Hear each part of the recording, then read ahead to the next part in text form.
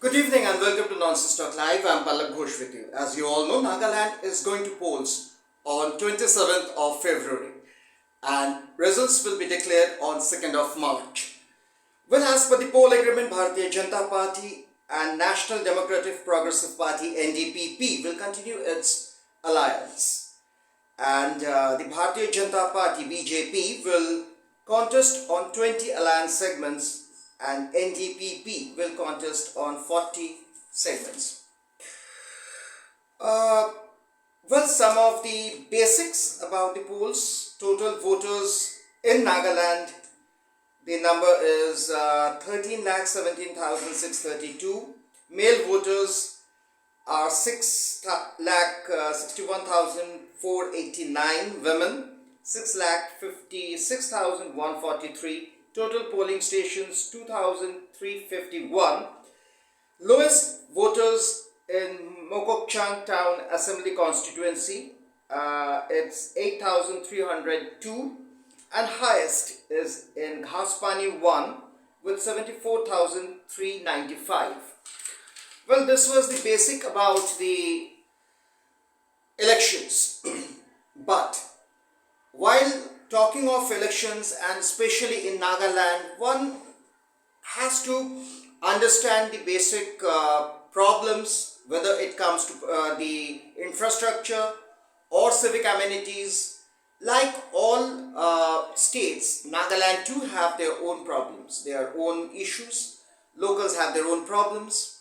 And unfortunately, since ages, Nagaland and other northeastern states were the most neglected states across the country. After Prime Minister Narendra Modi taking the office as Prime Minister, and he declared that one of the agenda will be to develop northeastern states, and he particularly mentioned Nagaland, and he said that he will be working relentlessly to develop Nagaland, and he did. He had in fact worked relentlessly for the development of Nagaland. Today Nagaland is well connected. A large part of Nagaland has been witnessing good tourism, and apart from that, there are n number of government projects which earlier didn't reach Nagaland. Today they are reaching Nagaland, like the road surface transport projects, the water irrigation projects, so on and so forth. But as I said, like all states, Nagaland too has its own problem. And this election predominantly will be contested on two basic issues: development and employment. And these two issues are common everywhere. But Nagaland, this becomes more important because still today we find their children, after completing the schooling, are compelled to come to Delhi, Kolkata, parts of Maharashtra and southern India for further education. And there are a number of problems when they come to particularly northern belt. I will be discussing this in my later videos, but just to touch one of the basic point today is, in northern belt, the people from northeastern states, from all the northeastern states, but predominantly from Nagaland, have to face the Sikh mentality of the people in the northern belt. Yes, I am talking of the frequent racial discrimination. We often hear eve-teasing, molestations, abusing, physical abuse, and at times these abuses get into physical brawl and people from northeastern states are killed brutally. So this is the mentality of the people in northern belt for the northeastern states, which I am ashamed because I residing in Delhi, I have covered such cases, and I am really ashamed because this is not the way. When somebody comes from the other state to study, to work here, this is not the way you deal with them. And As I said, I had the opportunity of meeting n number of people from Nagaland. I had the opportunity of having n number of friends from Nagaland since my schooling days, because like today you have chat, we used to have pain friends, and I had a number of pain friends from, in fact, all the districts of Nagaland, both boys and girls. And I had interacted with them, and even today when I go out to these youth festivals or these youth extravaganza, I come across people from Nagaland and I try to talk to them.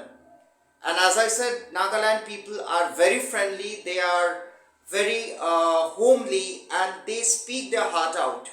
Recently I met this gentleman from Nagaland at one of the press conferences, and we spoke at length after the conference. In fact, I stayed back for nearly 2 to 3 hours with him actually after the conference. And we were discussing a hell lot of issues about Nagaland, and one of the main issues that came up again and again and again is the racial discrimination.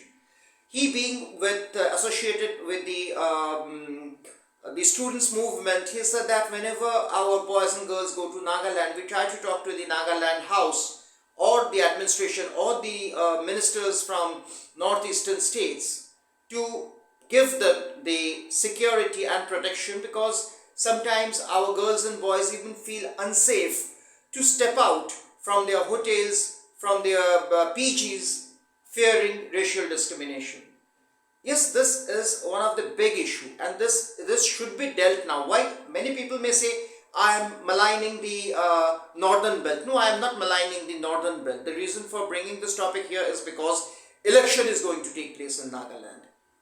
And if such issues are not dealt by the politicians at this time, then Nagaland will face the same problem, because whether it's Nagaland or Manipur or Mizoram or Kolkata or Delhi, for that matter any state, the biggest problem in our country is you come face to face, you get an opportunity to talk to your representative, your democratic representative, only during elections, because this is the only time when you find them coming to you with clasped hands. Otherwise, you will have to run around, beat the bushes to even have a glimpse of them. This is the democratic situation, unfortunately. Yes, I am vocal, I am blunt, but this is true. So if these issues are not dealt right now, then these issues will once again stay back and problem will remain the same. So safety and security of students coming from Nagaland to Delhi and Northern Belt should be one of the major issues that the people from Nagaland should raise when MPs or ministers or Prime Minister or Home Minister will visit in the last coming few days. Because if I am not wrong, then tomorrow Prime Minister Narendra Modi will be visiting Nagaland, and then subsequently Amit Shah and JP Nadda and other people. Before summing up, once again I just want to say that of course it's people's decision whom to vote, and we will be knowing the mandate only on 2nd of March.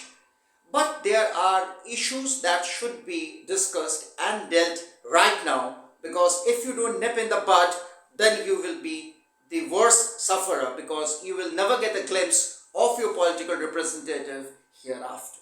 I leave you with this thought, give you feedbacks. This is Pallabur signing off for Nonsense Talk Live.